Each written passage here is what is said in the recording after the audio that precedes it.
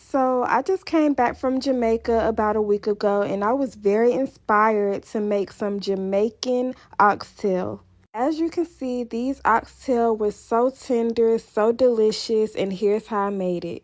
First, I started by cutting one sweet yellow onion. I then cut up one whole bunch of green onion. Next, I cut up a whole green bell pepper.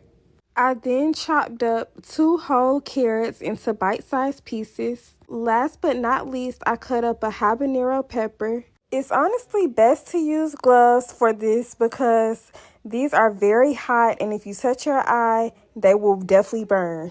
I set my veggies aside and then I started to clean my oxtail with lime and water. These oxtail were very big, as you can see. I got these from my local butcher shop.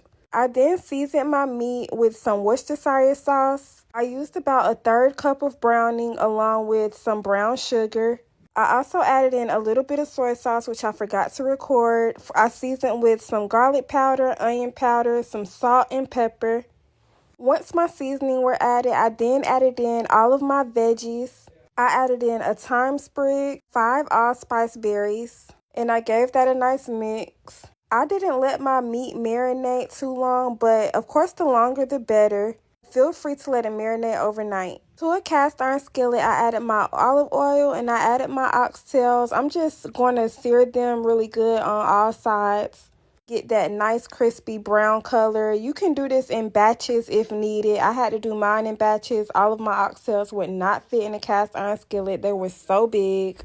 I cooked them for about 4 minutes on each side, then I set them aside.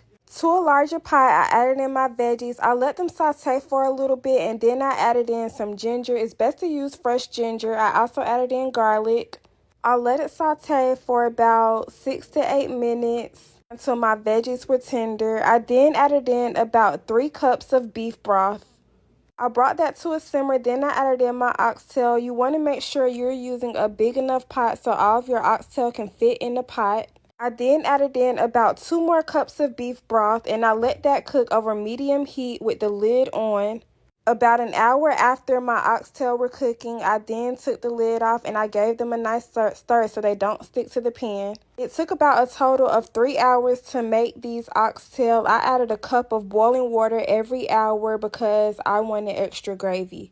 After the 3rd hour, once my oxtail was tender, I then added a little ketchup along with a small can of butter beans.